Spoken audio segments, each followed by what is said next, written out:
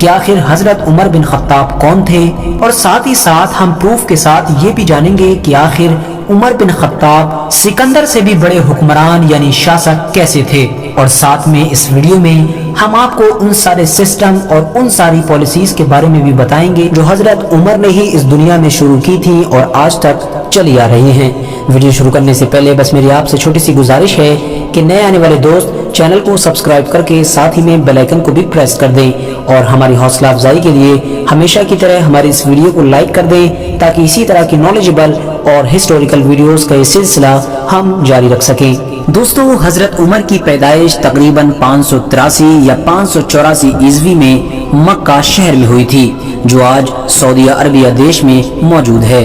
حضرت عمر اسلام کے آخری پیغمبر یعنی حضرت محمد صلی اللہ تعالی علیہ وسلم سے عمر میں 13 سال چھوٹے تھے۔ ساتھ ہی آپ کو بتاتے چلیں کہ حضرت عمر کی پیدائش مکہ کے سب سے مشہور خاندان میں ہوئی تھی۔ اس خاندان کو قریش خاندان کے نام سے جانا جاتا تھا۔ ساتھ ہی آپ کو یہ بھی بتاتے چلیں کہ یہ وہی خاندان تھا کہ جس خاندان میں اسلام کے آخری پیغمبر یعنی حضرت محمد صلی اللہ تعالی علیہ وسلم بھی پیدا ہوئے تھے۔ حضرت عمر کے والد یعنی ان کے فادر نے بچپن میں ہی انہیں اونٹ چرانے کا کام سونپ دیا تھا، یعنی وہ بچپن میں ہی اونٹ چرایا کرتے تھے۔ حضرت عمر نے جوان ہوتے ہوتے لکھنا پڑھنا اچھی طرح سے سیکھ لیا تھا۔ لکھنے پڑھنے پر مہارت رکھنے کے ساتھ ساتھ آپ نے جوان ہونے سے پہلے ہی تلوار بازی، گھڑ سواری اور نیزہ بازی جیسی چیزیں بھی سیکھ لی تھی۔ گھڑ سواری میں آپ اتنے ماہر تھے کہ آپ دوڑتے ہوئے گھوڑے کے اوپر کود کر بیٹھ جایا کرتے تھے۔ ان تمام چیزوں کے ساتھ ساتھ آپ نے کشتی کا فن بھی سیکھا تھا۔ آپ اتنے زبردست پہلوان تھے کہ آپ نے مسلمان ہونے سے پہلے بھی اور مسلمان ہونے کے بعد بھی مکہ کے بڑے بڑے نامچین پہلوانوں کو زبردست شکست دی تھی۔ آپ کے سامنے بڑے سے بڑے پہلوان بھی آنے سے ڈرا کرتے تھے۔ دوستو، کیونکہ وجہ یہ تھی کہ حضرت عمر کے جو فادر تھے یعنی خطاب، وہ اپنے خاندان کے سردار ہوا کرتے تھے، یعنی پورا خاندان انہی کے کنٹرول میں ہوا کرتا تھا، ہر بات پر انہی کا آرڈر مانا جاتا تھا۔ اسی لیے جب حضرت عمر کے والد یعنی خطاب کی وفات ہوئی تو اس کے بعد حضرت عمر کو ان کی جگہ مل گئی تھی، اور حضرت عمر کو بھی ان کے خاندان میں لوگ اتنی ہی اہمیت دیا کرتے تھے جتنی کسی دور میں ان کے والد یعنی فادر کو دی جاتی تھی۔ دوستو، اگر آپ ہسٹری کو پڑھنا شروع کریں گے تو آپ کو یہ معلوم چلے گا کہ اسلام کے آخری پیغمبر یعنی حضرت محمد صلی اللہ علیہ وسلم کے دور میں مکہ کے جتنے بھی لوگ تھے یعنی جتنے بھی ان کے صحابی تھے، ان تمام میں اگر سب سے زیادہ کوئی سخت مزاج یعنی گرم مزاج کا انسان تھا تو وہ حضرت عمر تھے۔ حضرت عمر بہت جلد ہی غصے میں آ جایا کرتے تھے۔ ان کے گرم مزاج اور بڑی پوزیشن کی وجہ سے مکہ کے بڑے بڑے لوگ حضرت عمر سے گھبرایا کرتے تھے۔ بڑے سے بڑے طاقتور لوگ اور بڑے سے بڑے ہوشیار لوگ ان کے سامنے نہیں آیا کرتے تھے۔ دوستو، جب اسلام کے آخری پیغمبر یعنی حضرت محمد صلی اللہ علیہ وسلم نے مکہ کے لوگوں کے سامنے یہ اعلان کیا کہ میں اللہ کا نبی ہوں، تو مکہ کے زیادہ تر لوگوں نے ان کی بات پر یقین نہیں کیا اور انہیں جھٹلا دیا، اور پھر دھیرے دھیرے اسلام کے آخری پیغمبر کو پریشان کرنا اور ان کو ستانا بھی شروع کر دیا تھا۔ اور جس وقت مکہ کے لوگوں نے حضرت محمد صلی اللہ علیہ وسلم کو ستانا اور پریشان کرنا شروع کیا تھا، اس وقت حضرت عمر کی ایج تقریباً 26 سے 27 سال تھی۔ دوستو، ہسٹری سے ہمیں یہ معلوم چلتا ہے کہ ویسے تو پروفٹ محمد صلی اللہ علیہ وسلم کے پورا مکہ ہی خلاف تھا، لیکن کچھ گنے چنے لوگ ایسے تھے جو ان میں سب سے آگے رہا کرتے تھے، جو کبھی بھی کہیں پر بھی مسلمانوں کے اوپر ظلم کرنے سے نہیں چوکتے تھے۔ ہمیشہ موقع ڈھونڈا کرتے تھے کہ کسی طرح سے جو چند لوگ مسلمان ہو چکے ہیں انہیں گھیر گھیر کر ان کے اوپر ظلم کریں یا پھر ان کو ذلیل کریں تاکہ وہ دوبارہ ہمارے باپ دادا کے مذہب پر لوٹ آئیں۔ مسلمانوں کو سب سے زیادہ پریشان کرنے والے لوگوں کی لسٹ میں حضرت عمر کا نام بھی شامل تھا، یعنی حضرت عمر بھی اسلام کے شروع میں سب سے بڑے دشمن تھے۔ دوستو، ایک بار مکہ کے تمام بڑے لوگ بیٹھ کر یہ مشورہ کر رہے تھے کہ کیوں نہ ہم محمد کو ہی قتل کر دیں۔ ظاہر ہے کہ جب محمد ہی نہیں رہے گا تو ہماری تمام مشکلیں آسان ہو جائیں گی۔ اب سوال یہ ہوا کہ آخر ہم میں سے محمد کو قتل کون کرے گا؟ حضرت عمر جو اس وقت جوان تھے فوراً کھڑے ہو گئے اور غصے میں کہا، اس محمد کو میں قتل کروں گا۔ حضرت عمر نے غصے میں اپنی تلوار نکالی اور گھوڑے پر سوار ہوئے اور گھوڑے کو دوڑاتے ہوئے پروفٹ محمد صلی اللہ تعالی علیہ وسلم کے گھر کی طرف بڑھنا شروع کر دیا۔ راستے میں ہی حضرت عمر کی مکہ کے ایک ایسے انسان سے ملاقات ہوئی جو اندرونی طور پر تو مسلمان ہو گیا تھا، لیکن اس نے مکہ کے لوگوں کی ڈر کی وجہ سے اپنی مسلم پہچان کو چھپا کر رکھا تھا، لہٰذا لوگ اسے بھی ابھی تک غیر مسلم ہی سمجھ رہے تھے۔ اس انسان نے جب حضرت عمر کو غصے میں جاتے ہوئے دیکھا تو حضرت عمر سے پوچھا، عمر کہاں جا رہے ہو؟ حضرت عمر نے جواب دیا کہ آج میں محمد بن عبداللہ کو ختم ہی کر دوں گا، نہ محمد رہے گا اور نہ ہی ہمارے سر پر کوئی پریشانی رہے گی۔ اس انسان نے جب یہ سنا تو حضرت عمر سے کہا کہ اے عمر، تم محمد کو بعد میں دیکھ لینا، پہلے خود اپنے گھر کی خبر لو۔ عمر نے کہا کیوں، ایسا کیا ہوا؟ اس انسان نے حضرت عمر کو بتایا کہ تمہاری سگی بہن اور بہنوئی بھی مسلمان ہو چکی ہیں۔ یہ سن کر حضرت عمر کا غصہ اور زیادہ تیز ہو گیا اور انہوں نے اپنے گھوڑے کا رخ حضرت محمد صلی اللہ علیہ وسلم کی گھر کی بجائے اپنی بہن کے گھر کی طرف کو پھیر دیا اور من ہی من میں سوچنے لگے کہ چاہے میرا سگا باپ بھی کیوں نہ ہو، جو میرے باپ دادا کے مذہب سے ہٹے گا میں اسے قتل کر دوں گا۔ اپنی بہن اور بہنوئی کے قتل کے ارادے سے جب وہ اپنے بہن کے گھر پر داخل ہوئے تو انہیں گھر سے قرآن کریم پڑھنے کی آواز سنائی دی، لیکن جیسے ہی حضرت عمر کی بہن نے حضرت عمر کو دیکھا تو ڈر کی وجہ سے قرآن کریم پڑھنا بند کر دیا۔ حضرت عمر نے اپنی بہن اور بہنوئی کو مارنا شروع کر دیا، یہاں تک کہ اتنا زیادہ مارا کہ وہ دونوں اچھے خاصے زخمی ہو گئے تھے، لیکن اس کے باوجود بھی ان کی بہن نے حضرت عمر سے کہا کہ آپ ہمیں قتل ہی کیوں نہ کر دیں، ہم اپنے مذہب سے نہیں پھریں گے۔ اپنی بہن کے اس زبردست دعوے سے حضرت عمر کے دل میں ایک الگ سی کیفیت پیدا ہوئی۔ حضرت عمر نے کہا کہ اچھا مجھے وہ دکھاؤ جو تم لوگ ابھی پڑھ رہے تھے۔ حضرت عمر کی بہن نے حضرت عمر کو قرآن کریم کی کچھ آیتیں پڑھنے کو دی۔ حضرت عمر نے قرآن کریم کی سورہ توبہ کو جیسے ہی پڑھنا شروع کیا، آپ کا دل دھیرے دھیرے بدلتا چلا گیا۔ وہ دل جس میں تھوڑی ہی دیر پہلے اسلام کے خلاف آگ کے شعلے بھڑک رہے تھے، وہ سارے شعلے اب ٹھنڈے پڑ چکے تھے۔ حضرت عمر فوراً اپنی بہن کے گھر سے نکلے اور اسلام کے آخری پیغمبر یعنی حضرت محمد صلی اللہ تعالی علیہ وسلم کے گھر کی طرف روانہ ہوئے۔ پروفٹ محمد صلی اللہ تعالی علیہ وسلم اس وقت اپنے کچھ ساتھیوں کے ساتھ بیٹھے ہوئے تھے۔ جیسے ہی پیارے نبی کے آس پاس میں بیٹھے ہوئے لوگوں نے حضرت عمر کو آتے ہوئے دیکھا، سب نے اپنی اپنی تلواریں نکال لی۔ حضرت عمر نے دور سے ہی کہا کہ اپنی تلواریں اندر رکھ لو، میں کسی بھی غلط ارادے کے ساتھ نہیں آیا ہوں، بلکہ میں تو محمد بن عبداللہ کے ہاتھ پر اسلام قبول کرنے آیا ہوں۔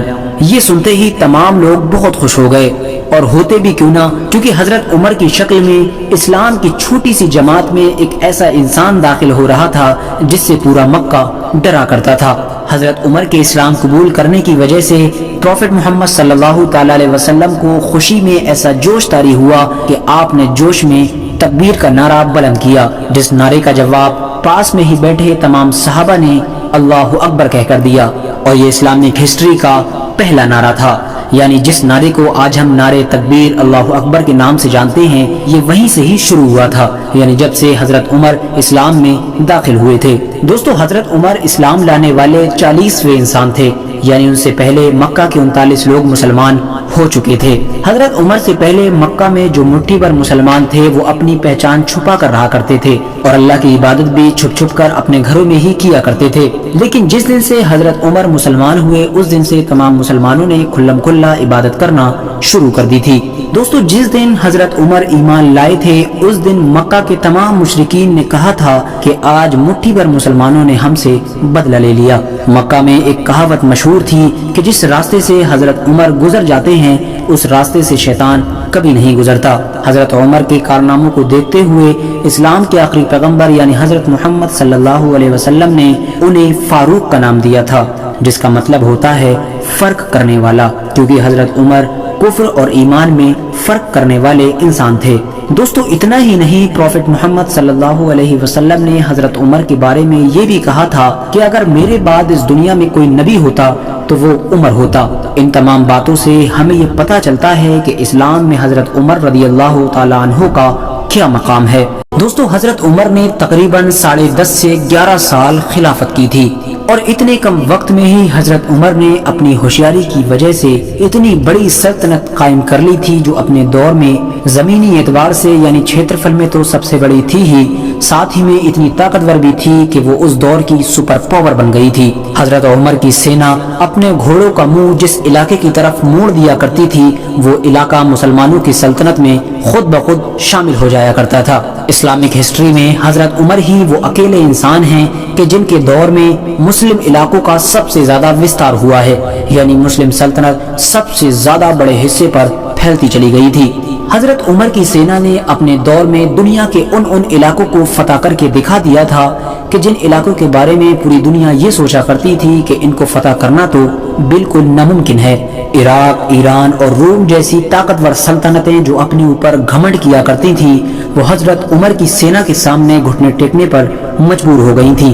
دوستو، فلسطین میں موجود بیت المقدس یعنی جس پر آج بھی تینوں دھرموں کے لوگ یعنی مسلم، عیسائی اور یہودی اپنا اپنا دعویٰ کرتے ہیں، وہ بھی مسلمانوں میں سب سے پہلے حضرت عمر نے ہی فتح کیا تھا۔ حالانکہ پھر صدیاں گزر جانے کے بعد وہ ایک بار پھر سے مسلمانوں کے ہاتھ سے چلا گیا تھا، جسے بعد میں صلاح الدین ایوبی نے پھر سے فتح کیا تھا۔ حضرت عمر کے دور میں بیت المقدس کے فتح ہونے کی کہانی بڑی ہی دلچسپ ہے۔ کہا جاتا ہے کہ جب مسلمانوں کی فوج نے آس پاس کے تمام علاقوں کو فتح کرنے کے بعد فلسطین کا بھی چاروں طرف سے گھراؤ کر لیا تھا اور وہاں رہنے والے لوگوں کے سامنے گھٹنے ٹیکنے کے علاوہ کوئی چارہ نہیں بچا تھا، تو ان لوگوں نے مسلمانوں کے سامنے ایک شرط رکھی۔ وہاں کے لوگوں نے مسلمانوں سے کہا کہ ہم بنا جنگ کیے امن کے ساتھ یہ بیت المقدس تمہارے حوالے کر دیں گے، لیکن شرط یہ ہے کہ صلح نامہ تمہارے خود کے امیر یعنی جو تمہارے خلیفہ ہیں حضرت عمر وہ آ کر خود لکھیں۔ اگر وہ خود بیت المقدس میں آ کر صلح نامہ لکھ دیں گے تو ہم لوگ آسانی کے ساتھ اور امن کے ساتھ یہ بیت المقدس تمہارے حوالے کر دیں گے۔ تو مسلمانوں کے سپہ سالار نے فوراً حضرت عمر کی طرف ایک خط روانہ کیا، جس خط میں حضرت عمر کو رکھی گئی شرط کے بارے میں بتایا گیا۔ حضرت عمر نے جیسے ہی یہ خط پڑھا آپ فوراً یہ شرط مان گئے اور آپ نے فوراً بیت المقدس کی طرف روانہ ہونے کا ارادہ کیا۔ مدینہ میں آپ نے اپنی جگہ حضرت علی کو خلیفہ بنایا اور خلافت کا سارا کام انہی کے سپرد کر دیا اور خود ایک اونٹ اور ایک غلام کے ساتھ فلسطین کی طرف روانہ ہوئے۔ کیونکہ مدینے سے فلسطین کا سفر کافی لمبا تھا اور ان لوگوں کے پاس اونٹ ایک ہی تھا، اس لیے وہ دونوں باری باری سے سفر کر رہے تھے۔ کچھ دیر حضرت عمر اونٹ پر بیٹھتے اور ان کا غلام اونٹ کی لگام پکڑ کر آگے آگے پیدل چلتا رہتا تھا۔ جب تھوڑا راستہ طے ہو جاتا تو حضرت عمر اونٹ سے نیچے اترتے اور اپنے غلام کو اونٹ پر بٹھالتے اور اونٹ کی لگام اپنے ہاتھ میں لے کر اونٹ کے آگے آگے پیدل پیدل چلتے رہتے تھے۔ مدینہ سے لے کر فلسطین تک کا دونوں لوگوں نے سفر اسی طرح طے کیا۔ جب یہ دونوں لوگ فلسطین میں داخل ہوئے تو اس وقت اونٹ پر بیٹھنے کی باری حضرت عمر کی نہیں بلکہ ان کے غلام کی تھی اور حضرت عمر کی باری اونٹ کے آگے آگے پیدل چلنے کی تھی۔ لہذا فلسطین کے لوگوں نے جب ان دونوں کو دیکھا تو فلسطین کے لوگوں کو یہ محسوس ہوا کہ جو اونٹ کے اوپر بیٹھا ہے وہی حضرت عمر ہے اور جو آگے آگے پیدل پیدل چل رہا ہے وہ حضرت عمر کا غلام ہے۔ حالانکہ سچائی اس کے بالکل الٹ تھی اور ساتھ ہی ساتھ حضرت عمر کے کپڑے بھی ایسے تھے کہ جن پر بے شمار پیوند لگے ہوئے تھے، یعنی جگہ جگہ سے پھٹے ہوئے تھے۔ لہذا جب فلسطین کے لوگوں کو بتایا گیا کہ حضرت عمر اونٹ کے اوپر نہیں بلکہ جو نیچے چل رہے ہیں وہ ہیں تو وہاں کے لوگوں کو یقین ہی نہیں ہوا، کیونکہ ایک ایسا انسان جو اپنے دور کی سب سے بڑی سلطنت کا خلیفہ ہے اور وہ اس طرح کی زندگی جیتا ہے، یہ یقیناً حیران کر دینے والی بات تھی۔ حضرت عمر نے وہاں پر جا کر صلح نامہ لکھا اور ان تمام لوگوں کو ان کی زندگی کی ضمانت دی اور بیت المقدس کو فتح کر لیا۔ لہٰذا جب فلسطین میں رہنے والے عام لوگوں نے حضرت عمر کا رہن سہن کا طریقہ دیکھا، ان کا اخلاق دیکھا تو وہ لوگ ان سے بہت زیادہ انسپائر ہوئے، یعنی ان سے متاثر ہوئے۔ بہت سے لوگوں نے وہاں پر حضرت عمر کو دیکھ کر ایمان قبول کر لیا۔ دوستو، حضرت عمر کی خلافت کا دور جنگی کامیابیوں کے ساتھ ساتھ نیائے یعنی انصاف کے لیے بھی بہت مشہور ہے۔ آپ ہمیشہ اس بات کا خاص خیال رکھا کرتے تھے کہ کسی کے ساتھ بھی ناانصافی نہ ہو جائے۔ اس کے علاوہ حضرت عمر نے اپنی سلطنت کے دور میں ایسی ایسی پالیسیز بنائی اور ایسے ایسے نئے نئے سسٹم بنائے کہ جو آج بھی دنیا کے بڑے بڑے دیشوں میں لاگو ہیں، لیکن افسوس مسلمان خود ہی نہیں جانتے کہ ان سسٹم کو پیدا کرنے والا کوئی اور نہیں بلکہ ہماری قوم ہی تھی۔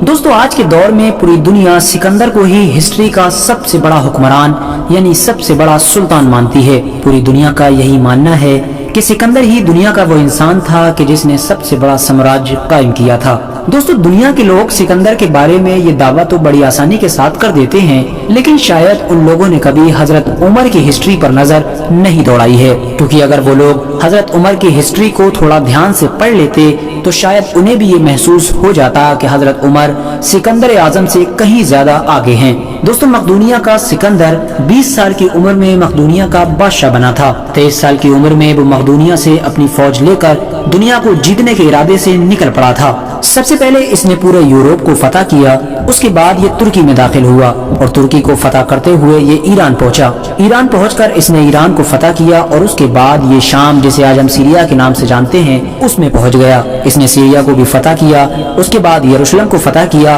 और उसके बाद मिस्र पहुंचा। मिस्र में भी इसकी फौज ने बड़ी जबरदस्त जीत हासिल की और मिस्र से ये सीधा हिंदुस्तान आया। भारत में इसने पोरस को हराया और फिर मकरान के रास्ते से वापसी का इरादा किया, लेकिन रास्ते में ही इसे टाइफाइड बुखार हो गया और उस बुखार की वजह से ही 323 ईसा पूर्व यानी सिर्फ 33 साल की उम्र में ही इसकी मौत हो गई थी।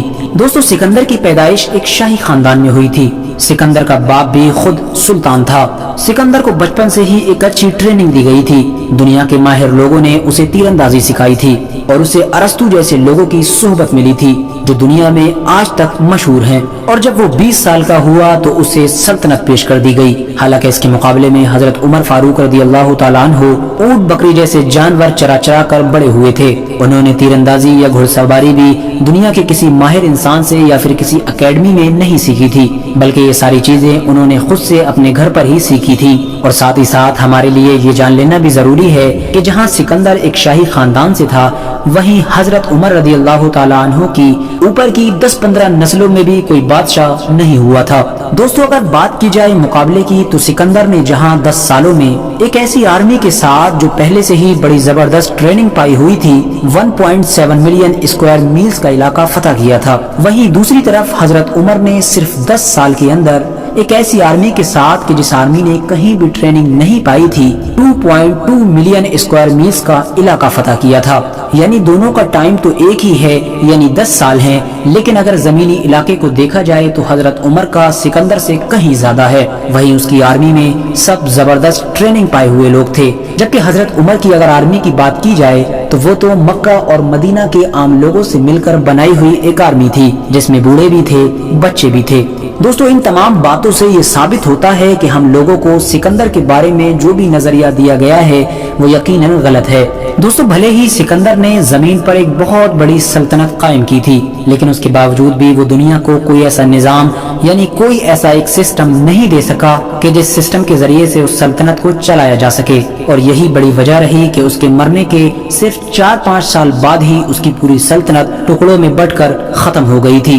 लेकिन हजरत उमर ने 10 सालों में एक बड़ी सल्तनत कायम करने के साथ साथ दुनिया को पूरी सल्तनत चलाने के ऐसे ऐसे निजाम यानी सिस्टम दिए कि जिन सिस्टम के जरिए से मुस्लिम सल्तनतें तो सैकड़ों सालों तक आबाद रही ही, साथ ही में जब सल्तनतों का दौर खत्म हुआ और डेमोक्रेसी का दौर शुरू हुआ तो हजरत उमर के उन सारी पॉलिसीज और सिस्टम को डेमोक्रेसी वाले देशों ने भी अपने अंदर लागू कर लिया और आज भी वो सारे सिस्टम पूरी दुनिया में लागू हैं। दोस्तों आज के दौर में आप देखते होंगे कि ज्यादातर देशों में बहुत सारी स्टेट होती हैं, जैसा कि हमारे देश इंडिया में भी बहुत सारी स्टेट हैं और उन सारी स्टेटों के अलग अलग सीएम यानी चीफ मिनिस्टर होते हैं और वो सारे चीफ मिनिस्टर अपनी अपनी स्टेट के कामकाजों को संभालते हैं। देश का सिर्फ एक प्रधानमंत्री होता है और देश की सारी स्टेटों के सीएम उस प्रधानमंत्री के अंडर में ही काम करते हैं। दोस्तों किसी भी सल्तनत या फिर देश को अलग अलग स्टेट में सिर्फ इसलिए डिवाइड किया जाता है ताकि उसको चलाने में आसानी हो सके, क्योंकि अगर स्टेट नहीं होगी और हर स्टेट के अलग अलग सीएम नहीं होंगे तो एक ही इंसान पूरे देश या फिर पूरी सल्तनत को आसानी के साथ नहीं चला सकता है। लेकिन जब हम अलग अलग डिवाइड कर देते हैं तो बड़ी आसानी के साथ पूरे देश या फिर जो पूरी सल्तनत होती है उसे संभाला जा सकता है। लेकिन क्या आपने कभी सोचा कि इस सिस्टम को इस दुनिया में सबसे पहले किसने बनाया था? जरूर आपने नहीं सोचा होगा। चलिए मैं आपको बताता हूँ। ये सिस्टम सबसे पहले हजरत उमर फारूक आजम रदी अल्लाह ताला अन्हु ने ही बनाया था। उन्होंने देखा कि जब उनकी पूरी सल्तनत बहुत बड़ी होती जा रही है और उसका निजाम संभालना एक इंसान के लिए मुश्किल होता जा रहा है, तो उन्होंने अपनी पूरी बड़ी सल्तनत को अलग अलग सूबों में डिवाइड कर दिया था और उन सूबों के अलग अलग गवर्नर बना दिए थे। اور وہ سارے گورنر ایک خلیفہ یعنی حضرت عمر فاروق اعظم رضی اللہ تعالیٰ عنہ کے انڈر میں کام کیا کرتے تھے۔ حضرت عمر کی یہ پالیسی دنیا کو اتنی زیادہ پسند آئی کہ آج تک پوری دنیا میں ہر سلطنت اور ہر دیش میں یہ سسٹم لاگو کیا جاتا ہے۔ دوستو اتنا ہی نہیں، حضرت عمر فاروق اعظم رضی اللہ تعالیٰ عنہ نے اپنے دور میں فوجیوں کی چھاونی بنوائی تھی جو حضرت عمر سے پہلے نہیں ہوا کرتی تھی۔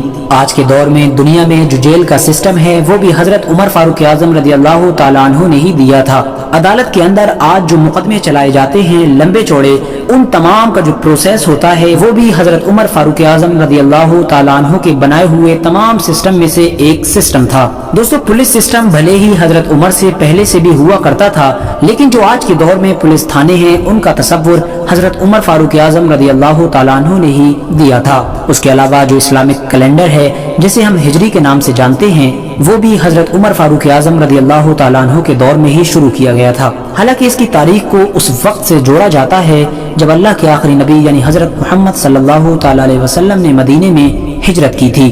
حضرت عمر نے ایک ایسا سسٹم تیار کروایا تھا کہ جب بھی کسی انسان کو کوئی سرکاری عہدہ دیا جاتا تھا تو پہلے ہی اس کی پراپرٹی لکھت میں چیک کر لی جاتی تھی اور پھر بعد میں بیچ بیچ میں اس کی پراپرٹی کو چیک کیا جاتا رہتا تھا۔ جیسے ہی کسی انسان کی پراپرٹی حد سے زیادہ بڑی ہوئی محسوس ہوا کرتی تھی اس کے خلاف کارروائی کی جاتی تھی تاکہ کوئی بھی انسان کمزور اور مجبور لوگوں سے رشوت نہ لے سکے۔ حضرت عمر جو بھی کپڑے پہنا کرتے تھے ان میں سے کوئی بھی ایسا کپڑا حضرت عمر کے پاس موجود نہیں تھا کہ جو پھٹا ہوا نہ ہو یا پھر جس پر پیوند لگے ہوئے نہ ہو۔ آپ کے ہر کپڑے پر بے شمار پیوند لگے ہوا کرتے تھے۔ دوستو حضرت عمر دنیا کے پہلے ایسے خلیفہ تھے جو یہ کہا کرتے تھے کہ اگر میری سلطنت میں کوئی کتا بھی بھوک سے مر جائے گا تو قیامت کے دن عمر کو اس کتے کے مر جانے کا بھی حساب دینا ہوگا۔ حیرانی کی بات یہ ہے کہ حضرت عمر رضی اللہ تعالیٰ عنہ 10 سال دنیا کی سب سے بڑی سلطنت کے خلیفہ رہے، لیکن اس کے باوجود بھی جب آپ کا انتقال ہوا تو آپ کے اوپر قرضہ تھا، لہذا آپ کی وصیت کے مطابق آپ کا جو پرانا ایک گھر تھا اس کو بیچ کر آپ کا قرضہ ادا کیا گیا تھا۔ دوستو آج کی اپنی ویڈیو کو ہم یہیں پر ختم کرتے ہیں۔ ویڈیو پسند آنے پر نہ صرف ویڈیو کو لائک کریں بلکہ اپنے دوستوں احباب رشتہ داروں کے ساتھ ضرور شیئر کریں۔ جب تک کے لیے اللہ حافظ۔